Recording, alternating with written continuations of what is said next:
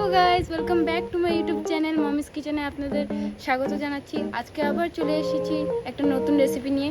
তো চলো স্টার্ট করা যাক। আজকের রেসিপি হলো আনারসের চাটনি। আনারসগুলোকে ছাল ছাড়িয়ে গ্রেটারের মধ্যে দিয়ে দিলাম, জিরা ফোড়ন দিয়ে দিলাম, অল্প সর্ষে দিয়ে ঢাকা দিয়ে দিবেন, একটা তেজপাতা। এবার গ্রেট করে রাখা আনারসটাকে দিয়ে দেবো।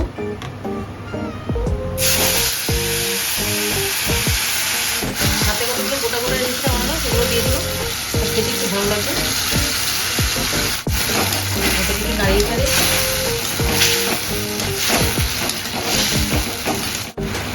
একটু হলুদ, বেশি দিবেন না, সাদা সাদা থাকবে। স্বাদ অনুযায়ী নুন, এটাকে একটু নাড়াচাড়া করে দেবেন। এটাকে ঢেকে দিন।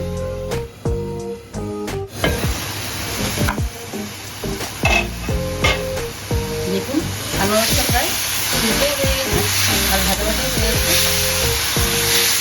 যারা হেড কনসিয়াস তারা গুড় দিয়ে খেতে পারে, আর যারা চিনি খেতে পারে তারা চিনি দিয়েও খেতে পারে, যার যেটা খুশি। চিনি দিয়েও ভালো লাগে, কিন্তু আমরা চিনি দিয়ে করবো।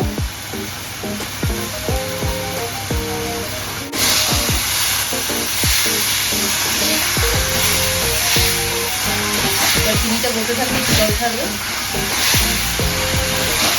আমার চিনিতে রসটা একটু বেরিয়ে আসবে। দেখুন কালারটা একটু চেঞ্জ হয়ে গেছে চিনিটা দেওয়ার সঙ্গে সঙ্গে। সময় জল দিয়ে দেন।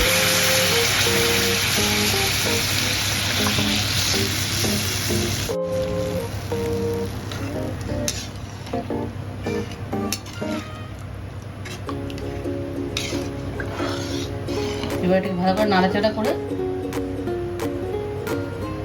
আর 7 মিনিটের জন্য ঢেকে দিন।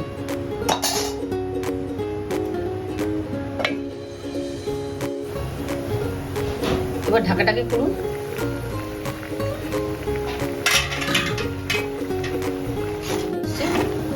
আমি একটু ঝোল ঝোল রাখবো, কারণ পাতলা চাটনি গরমের দিনে খেতে খুব ভালো লাগে। যে কোনো চাটনি, আনারস হোক, আম হোক, তেঁতুলের চাটনি হোক, একটু পাতলা খেতেই ভালো লাগে। টমেটো চাটনি, যেটা খুশি একটু পাতলা, গরমের দিনে পাতলা পাতলা খেলে ভালো লাগে। আমার হয়ে গেছে, এবার আমি গ্যাসটাকে নিভিয়ে দিব।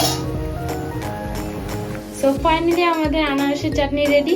কেমন লাগছে অবশ্যই কমেন্ট করে বলবেন, আর বাড়িতে একবার অবশ্যই ট্রাই করবেন। Thank you.